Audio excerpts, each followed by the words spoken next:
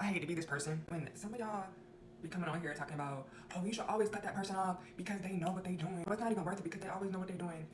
Some of y'all be losing me with it. Because while granted, yes, some people do be knowing what they're doing when they do certain shit. Some people do. But it's also just as likely that a person doesn't know what they're doing either. I think a lot of times we assume that people are a lot more self-aware than they really are. And so many people have deeply ingrained patterns and habits, and they're just living their life on autopilot. And most of the time, they aren't even thinking about you at all when they do certain things, which is kind of the point. You know, that's kind of what actually hurts. They aren't regarding you. That's the part that stings. That's what's pissing you off. They ain't think about your ass at all. And this is not to say that you don't have all the right to cut off a person that you feel has wronged you. You know, this is not to say that. But it is to say that we don't always have to craft up a narrative about a person in our mind to justify our choices and decisions. Most of the time, our real life experiences with that person is enough.